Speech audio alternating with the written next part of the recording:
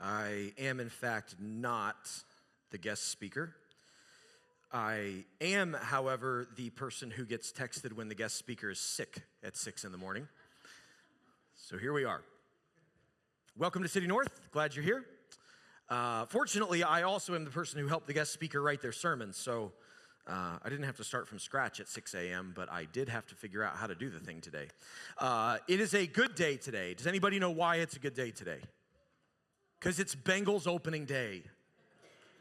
And I see a Browns shirt, and that's disappointing. I won't say any names, Alexa Campbell. And my wife just yelled out, "Go Chiefs," so she's not going to be sleeping at home tonight. And it's a great day. It's a great day. It's a weird day because there's kind of these competing emotions for me this time of year. It's opening day for the Bengals, which is great. Now, to be clear, I've been a Bengals fan for as long as I can remember. My dad was a Browns fan. He called the Bengals the Bungles, and I called the Browns the Clowns, and that was our relationship. And so I've been a Bengals fan for as long as I can remember, which is a miserable way to live. Just like it's good now, but there was a time before Joe Burrow. It was really bad for a really long time. And I'm also a Reds fan. So it's like I know how to be depressed as a sports fan. That's just when you grow, I know how to be miserable as a sports fan. I'm really good at it. I know how to never have hope as a sports fan, like literally ever. Going into every year, it's like, we'll be good. No, we won't though. Now, the Bengals, like right now is great because the Bengals are good and we're supposed to be really good this year if Mike Brown would just sign Jamar Chase. But we're going to be good, okay? We're going to be good. We're going to be really good. It's great. The Reds, on the other hand. And so this is the conflicting emotions I have. It's Bengals season, that's exciting, it's good, and Reds season is winding down, and it's been exactly what every Reds season has been for my entire life, which is a disaster. And this year, it's especially disappointing because this year was supposed to be the year. Supposed to be the year that we finally turned some things around. And it just didn't happen. We're very young, and it was a very exciting team, and then everybody on the team got hurt. And the season just went, and so I'm left with these conflicting emotions of it's Bengals season, but but my time as a Cincinnati sports fan would say, don't get your hopes up, because something's going to happen. Something bad's going to happen. And when that something bad happens, it's all going to fall apart because that's what Cincinnati teams do. But for today, I'm excited. I'm so excited. It's interesting. I joke about it, but the reality is there's this funny dynamic with sports fans. Now, I'm not a crazy sports fan. My kids think I am, and it's hilarious because anytime, now that it's Bengals season, I'm going to watch Bengals games on Sunday afternoons. And every Sunday, they're going to be like, "Why do you have to take the TV, Dad? Dad, why do you have to watch the TV? Dad, why do you have to watch football?" I'm not one of those, I don't watch football all day on Saturdays. I watch Bengals games, that's it. I watch a handful of Reds games throughout the year. I don't actually watch that many sports, but I do like the Reds and the Bengals a lot. And what's interesting about it is because Cincinnati sports is what it is, I'm privy to this really funny side of sports fandom, which is fans thinking that everything should be burned to the ground all the time. Okay? If you're a fan of a team that is not good on a regular basis, you've seen this. Now, if you're a fan of some team that just wins all the time, you're the worst. Pick a different team.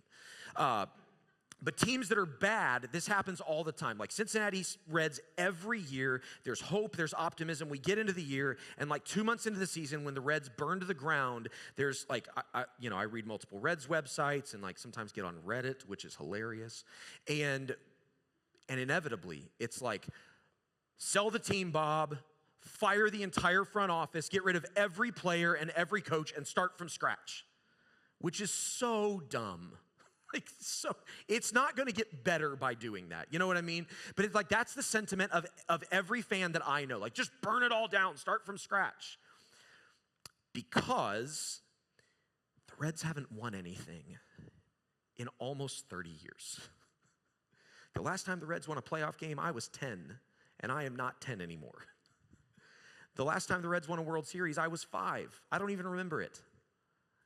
I've not known winning.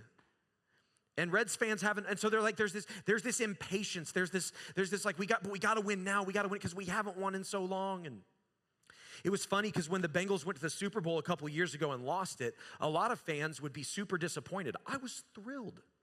I was like, we got to the Super Bowl. A Cincinnati team got to a championship game. I was so happy. Like, I was ecstatic. Like, yeah, we should have won it, but I was ecstatic that we just got there. But you know what happened then the next year is I was disappointed when we didn't have the same success. And there's this impact. Now listen, sports are silly. Sports aren't that important in life.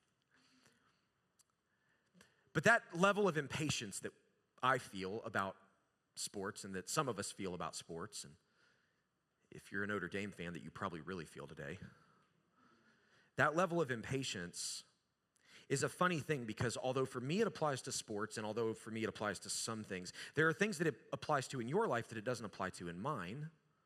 But we all struggle with patience, don't we? For me, I feel a tension with patience like I've never felt before. In fact, I love watching Reds games, but even to sit down and watch a Reds game now, I'm like, I have a hard time getting through it. And it's interesting, I've thought about this a lot, and I think the reason is because we live in a world and in a culture that technologically has advanced so far that we don't have to wait on anything anymore, right? In the old days, when somebody would call your house, you'd have to if I would call somebody else's house, some of you don't, there was a phone that hung on the wall, and you couldn't put it in your pocket, it was on a cord, and you'd call somebody's house and just hope they were home. And if they weren't home, you left them a message if they had an answering machine and hoped they would listen to that message and hoped they would call you back. But they might not. And you had no way of knowing.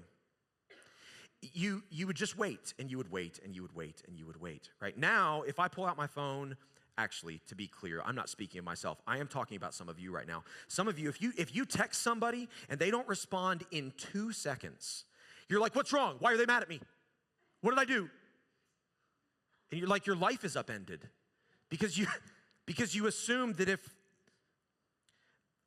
the signal from this doesn't go to space and back, and then the person respond and that signal go to space and back to you in 2 seconds, you assume that there's a problem in the world. That's crazy. But that's the world we live in. My kids think that if we can't find a movie they want to watch on a streaming service, there's something wrong in the world, right? Last night we were having a pizza and a movie night, and we didn't go into it knowing what we were going to watch. And so Vanessa was like, "Why don't you find something?" And so I'm like looking through Peacock, nothing there. Looking through Netflix, nothing there. Looking through Amazon Prime, nothing there. I'm looking through all the streaming services, right? And eventually I looked at her and I was like, "You know what I miss? I miss Blockbuster." Like, we have the movies that we have. We can watch one of those, or we can go to the movie store and see if they have a movie that we want to rent. And if they do, great, we'll rent it. And if they don't, well, we're just going to have to pick a different one. Like, there wasn't all this, let me search through 14 streaming services to try to find some movie. And then Mason said, "Well, what about all the DCs in that thing over there?" It's all the DVDs in my DVD. But we want to watch something, we just go to it now. Everything's instant. We're stream this. We're going to go, music. Like, we don't have to buy songs anymore. You can just listen to it all on Spotify. And I mean, everything's just instant. And because of it, at least for me, I find myself having a harder and harder time waiting for things. Now, I don't know about you. Maybe you're not as impatient as me. But if you are like me, like you order something on Amazon, and if it's not here tomorrow, I'm like, what's wrong? Why is the thing that I ordered from California not here right now? I mean, it's crazy, but this is the world that we live in. And I think that what it has done is it has caused almost a patience crisis. And this is an issue because the Bible talks a lot about patience. In fact, the Bible talks way more about patience than probably you realize. Certainly more than I realized until I really started to look for it. And it's because it's just kind of assumed in a lot of places. But patience is a huge deal, and it's a big deal for a very specific reason. Now, I'm going to get to what patience looks like and how we do it in a moment. But first, I want to deal with why patience matters so much, because I don't know that we actually understand this. At least, again, for me, like I grew up in church. I've spent my whole life in church, and I don't know that I really understood this principle until I was a lot older. So we're going to start with why patience matters so much. And to look at that, there's going to kind of be two puzzle pieces that I want us to put together. The first we find in the book of Exodus. This is very early on in God's relationship with people.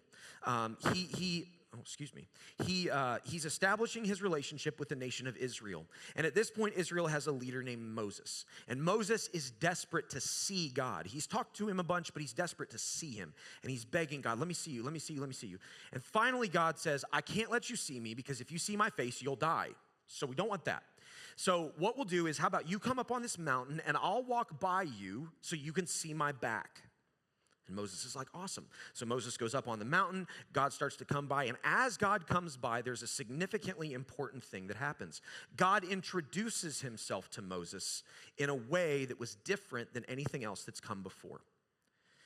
This particular verse, I've read this many times over the years, but this particular verse is one of the most important in the Bible because it is the verse that is quoted within the rest of the Bible more than any other.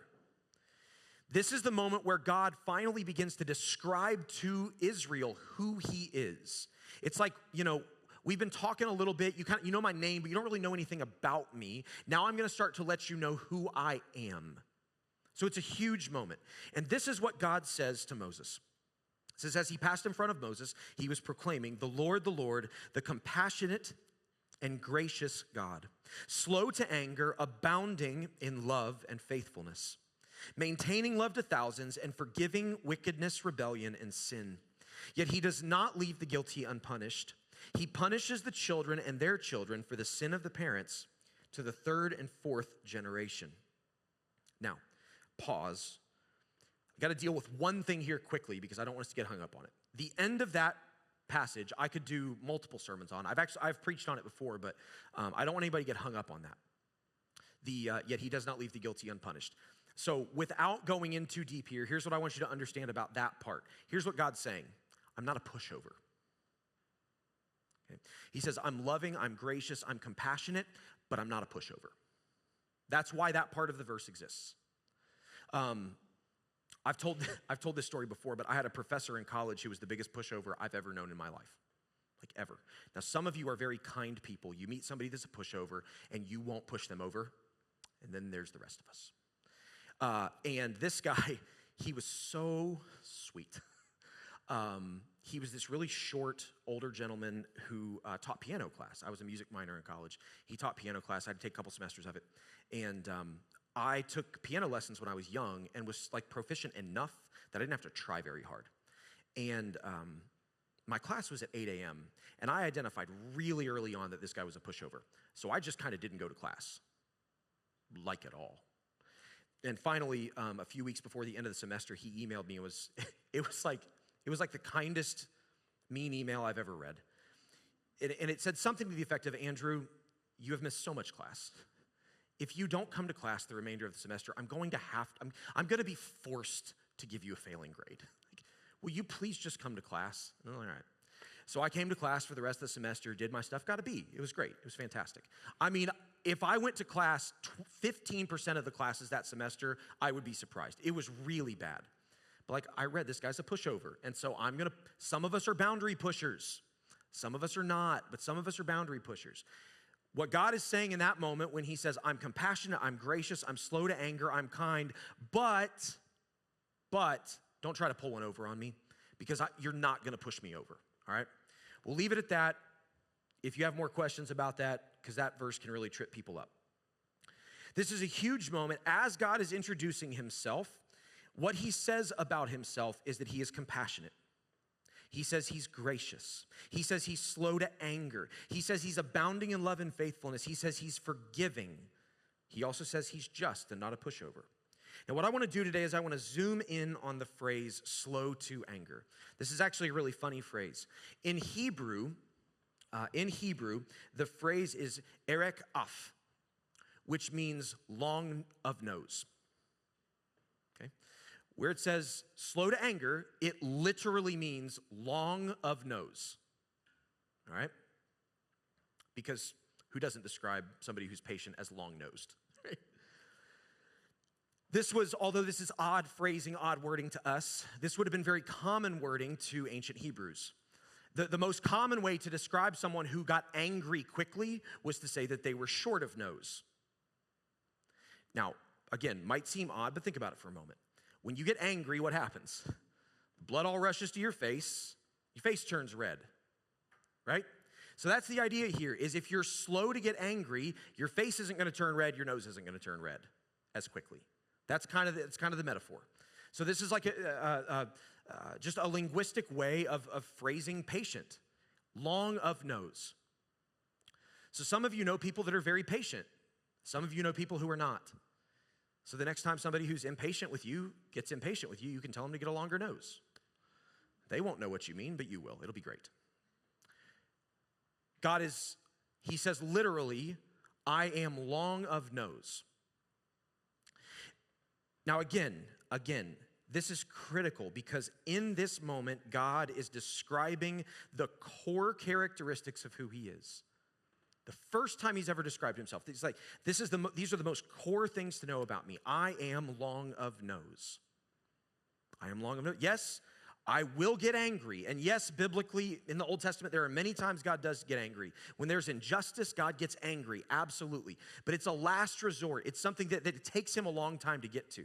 Now, I fortunately have an easy time understanding long of nose, although I'm not. My dad was the most patient person that I knew. It took so much to make him mad. Now, he would get irritated, but like to make him angry, I mean, listen, most of you didn't know me when I was a teenager, and it's a good thing that you didn't know me when I was a teenager, because I was so mouthy. Just so mouthy. Now, I wasn't mouthy to everybody. I was smarter than that. I was just mouthy to my mom, because, that's what you do. And I just never, just yip, yip, yip, yip, yip, yip. And I was right about everything. Anybody know any teenagers like that? I was right about everything. I knew everything. My parents were idiots. I didn't say that, but I sure thought it a lot. My parents didn't know anything. I knew everything. And my mom and I we just butted heads all the time. And my dad would come home and we'd be fighting, and mom would be up in her room crying, and I'd be in my room angry, and dad would come in and he'd come into my room and he'd sit down on the floor and he'd talk to me. He'd say, "What's going on? Talk to me, Andrew. What's happening?" And I'd tell him, and he didn't let me off the hook, don't get me wrong, but he was so patient with me. There were 2 times that I remember my dad getting angry, and I was like scared to death. Like I legitimately thought I was going to die. My dad was not a violent person. He was not, but like when he got angry, his fuse was forever long. But when it went, because there had been like a lot of injustice that happened along the way. My dad was long of nose. So it's easy for me to understand this. It's not easy for everybody to understand this, but you may know some people like that too. So the first piece of understanding why patience matters is knowing that God is patient, that God is long of nose. That's the first piece. The second piece comes from a letter that Paul wrote to the church in Corinth. And when he writes this letter, he's dealing with some different things that are happening in the church at the time. One of them is that people are having a hard time moving past wrongs done to one another. So apparently inside the Corinthian church, some people had hurt one another, and they were having a hard time kind of reconciling with one another. And so toward the end of the letter, Paul's writing about how important it is to be reconciled with one another. And as he writes it, he inserts this little tidbit. He says, "We are therefore Christ's ambassadors, as though God were making his appeal through us. We implore you on Christ's behalf, be reconciled to God." Now, again, this is something that I've talked about a number of times here over the years because I cannot overstate its significance. We are therefore Christ's ambassadors. That phrase is so significant. An ambassador is someone who acts on behalf of another, who speaks on behalf of another. We often think about this politically. The United States has ambassadors to foreign nations, and the ambassador in that country is the mouthpiece of the American government and the president to those governments. There are times that the president might get involved if it's an especially big deal. But for the most part, the ambassador handles their business, and they handle their business being the mouthpiece of the United States and of the president, right? The fastest way to lose your job as an ambassador is to misrepresent the person you're supposed to be representing. That is the job. That's the entire job. If you don't represent that person correctly, you don't have a job anymore. Because no one person can be in every place at the same time. And so the president needs representatives in these other places who can speak on his behalf. And if they mess it up, no more job. That's it. Paul says we are Christ's ambassadors.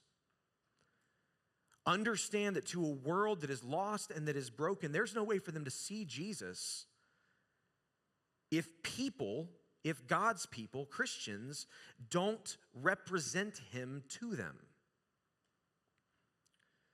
So piece number one is that God is a patient God. Piece number two is that we're supposed to be ambassadors for Christ. Well, okay, so how do we represent Christ well? We got to be like him. It's the only way. We can't represent God as being patient if we aren't patient people. And this is why patience matters so much. We can't represent a patient God if we are impatient people. We can't. It just doesn't work. Now, isn't that that's why you came today, was to hear something that simple, right? But here's the thing. Our faith is not very complicated most of the time. We complicate it because life's complex. And there's a lot of reasons why some of us are and some of us aren't patient at every moment. But the simple reality is that as Jesus followers, we are representatives of who he is to everyone around us. And if we are behaving in impatient ways all the time, what we are teaching people is that God is an impatient God. Period. We can't do that. I've been a pastor for a long time, and a lead pastor for almost 9 years, or almost 8 years, and but a staff pastor for many years before that. And if I were going to identify what I think might be the number one most misunderstood attribute of God, not Christians necessarily, but people outside the church, I think that I would probably say that it is that most people think that God is an angry God. It's very common for people to think that our God is fundamentally an angry God. And it breaks my heart when I hear that because it just isn't true. Yes, he gets angry just like anyone gets angry if the right buttons are pushed. Yes, God gets angry at injustice, and he should. But God fundamentally is not an angry God. He is gracious and compassionate. He's long of nose. He's slow to anger, abounding in love. So why don't people understand that? I think it's because a lot of us have misrepresented him. Because patience is really hard.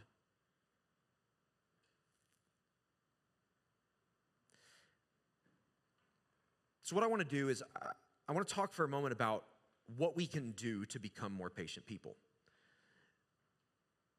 Now, there's kind of an interesting dynamic at play here, because in Galatians, Paul writes about the fruit of the Spirit, and he talks about how the fruit of the Spirit is love, joy, peace, patience, kindness, goodness, faithfulness, gentleness, self-control. And so patience is this thing that if we're connected to God right, the Holy Spirit will grow it in us. It just grows. And that's true. That happens, absolutely. But I think there's also an element of our faith that requires our action. We can't just sit back and say, well, God's going to change it in me. We still have to work at it. We've got to put the work in. And so how do we do that? I think patience is a lot like a lot of other things in life. It's a little bit like a muscle that we can flex. If you want to get stronger, you go work out in a gym. I don't do that. I think it's boring. So I don't do that. But I know that it works if you do it right. If I wanted to get stronger, I would go to a gym. I would lift weights repeatedly, right? That helps make me stronger. I'm flexing those muscles. The more that you flex the muscle, the more that it breaks down, the more that it rebuilds stronger. It's the same thing with behavior. And so patience, how do we flex our patience muscle? There's a couple passages I want us to look at. They're very, very quick. Very brief. Again, in a letter that Paul wrote to the Ephesians this time, he wrote this. He wrote, be completely humble and gentle. Be patient, bearing with one another in love. Be completely humble and gentle, semicolon, be patient. Now, in ancient Greek, there wasn't punctuation, so Paul didn't put a semicolon there. But translators have figured out that's where they think probably there's a semicolon there. It makes sense to me. I think what Paul's doing here is he's saying, be completely humble and gentle, and then when you do that, semicolon, be patient. Like, it's almost like that's a summary of what it means to be patient. Being humble and being gentle. Now, for me, I don't think of being humble and gentle when I think of being patient. But the more I think about it, the more it kind of makes sense. Often my impatience is because I think a thing should be different than it is. Right? I think that person should not be sitting at the green traffic light. Because they shouldn't be. Right? I think Amazon should get that package to me tomorrow because they said that they're going to get it to me tomorrow. Right? I think that Kroger ClickList shouldn't say your groceries are going to be delivered at 3 if they're going to be delivered at 1 when we're not home. Right? I think that something should be a certain way. It's not that way, and that aggravates me, and then I become impatient with it. Well, ultimately what that is me thinking I know what's best and what's right and the way things should be. Well, that's a little bit arrogant, isn't it? Like, I don't know what happened behind the scenes. I don't know why Amazon didn't get the package here, and I don't know why the Kroger ClickList person decided that they were going to ignore our request. Maybe there was some good reason. I don't know. But that's the thing. I don't know. I'm assuming I know. That's arrogant. And so it kind of makes sense. Gentleness, gentleness is gentleness is kind of a weird word biblically, but gentleness is all about not being forceful. Well, that kind of makes sense with being patient too. So be completely humble and gentle. And then Paul writes, bearing with one another in love. Now, very quickly, bearing with one another is an interesting phrase too. In the Greek, bear with is the word anekomai, which means literally to put up with or to endure. So we could say, Paul, if we just retranslated Paul, we could say, be completely humble and gentle, putting up with one another or enduring one another. You ever know anybody you had to put up with? I know some people I got to put up with. And you know what's interesting about that is that's like a decision. That's not a thing that just happens. I don't accidentally put up with people. If I try to accidentally put up with people, it tends to not work out so well. Like, I have to make a choice to say, okay, this thing is here, this thing bothers me, but the relationship matters more, so I'm gonna deal with it. I'm gonna put up with it. There's a purposefulness to bearing with one another that really matters here. One more passage I want to look at, and we're going to come up with a little bit of a definition here on how to flex our patience muscle. In the Psalms, David is writing about patience, and he says this, be still before the Lord and wait patiently for him. Do not fret when people succeed in their ways, when they carry out their wicked schemes. Stillness, ugh. You like being still? Most of us don't. Be still before the Lord. Wait patiently. Don't fret. Don't worry. Don't get upset when other people succeed in what they're doing. Anybody ever have a situation in your whole life where you're like, oh man, I really wanted that thing and they got it? It's like Facebook is the worst for that. Social media, the worst for that. Right? We see other people's highlight reels and we don't know what led them to that place. Be still and wait. One of the things that I had to do very, very early on in this church planting journey was stop looking at Instagram. Because I met a whole bunch of church planters and I was super excited and I added them all on Instagram, and then we launched our church, and our church didn't look like what I wanted it to look like. It was a lot smaller. And I was friends with all these church planters who were like, oh man, launch Sunday, 900,000 people. And I was like, we had less than that. Oh, God's so good. We received our first $1.5 million donation. We got 15 last week. $15. And what I found was like, it was eating my soul. like legitimately eating my soul, that all these people were receiving the blessing of God and I wasn't. It's like, I gotta shut that down. I can't be looking at that. Well, what was really inside me if I couldn't celebrate the good things God was doing there? Don't worry when other people, like if God chooses to bless them, what is it to you? Like I had to wrestle that question down in my own soul. If God wants to bless them, but he's not going to give you what you want just yet, what? Do I trust him or do I not? Am I willing to wait patiently on God and on his timing, or do I just want to grab hold of the thing? So what does it look like? How do we flex our patience muscle? I think we choose humility, we choose gentleness, and we choose to be still. I think if we do those three things, now I worded that purpose, choose. You can't put up with something if you don't make a choice to put up with it. I don't know that you can really be humble if you don't choose to set aside what you think. I don't know that you can be gentle if you don't choose your desire to like make the thing happen right now and be like a bull in a china shop. I don't know that you can be still if you don't choose to be still. But if we do those things, if we choose those things, I think biblically there's a case to be made that what will happen is we'll be flexing our patience muscle, and over time the Holy Spirit will do what we can't. And as patience starts to grow in us, he'll multiply it. And he'll make it grow in ways that we can't grow it. Don't misunderstand me. We can't be patient like Jesus can be on our own. We can't. We can't be patient like God on our own. What we can do is what we can do. We can be as patient as we can be. We can exercise these things. We can be humble, we can choose to be gentle, and we can choose to be still. And as that happens, God can do something in us we can't. And he can make us more humble than we're able to be on our own, or more patient than we're able to be on our own. And as that happens, then some situation will come your way, and you'll find yourself going, oh, that just doesn't bother me the way that it used to. Oh, I have a perspective here that I didn't have before. Oh, I'm not as upset as I would have been otherwise. If we're going to represent who God is, if we're going to be long-nosed people, then we have to practice. We have to flex that muscle. We have to be working on it. There's an important reason why I think we're kind of in between series right now.